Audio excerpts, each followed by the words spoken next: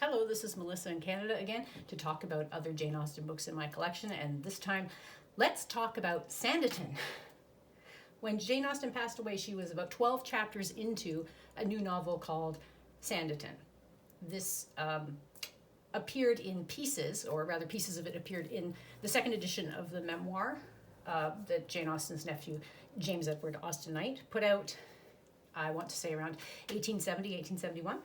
And the entire text, completed, did not actually appear in publication for the general public until 1925. It's often found put together with some early works of hers, The Watsons, which is about 5 chapters of an incomplete novel, and her epistolary novella, Lady Susan. The Penguin Classics editions, I find, are always very good to pick up if you're a person that's interested in additional materials.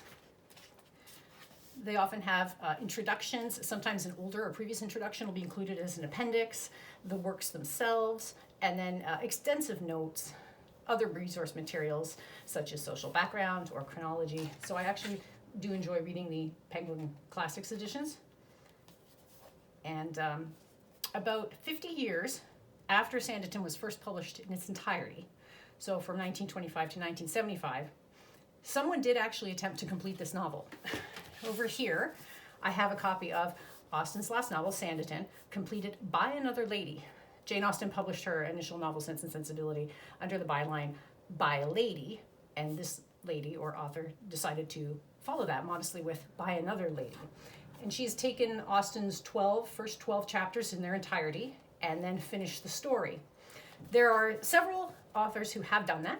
I have read many different completions of Sanditon, but I've read them so that you don't have to. I can tell you that this is the one that I enjoyed the most and thought was the most true to Austen's previous works and what we know about her works, and I did enjoy this one quite a bit. So this one I recommend. There is another one called A Return to Sanditon by Anne Toledo, but that one, I believe, is available exclusively as an ebook. I actually purchased mine through Kobo and read it, and I also did enjoy that one.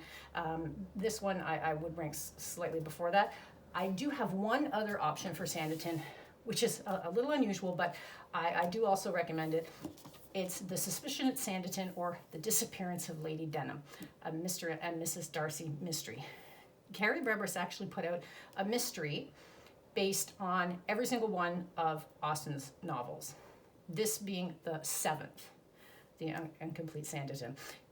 She follows Mr. and Mrs. Darcy after their marriage as they encounter each of the people from Austen's other novels and have various encounters and solve mysteries.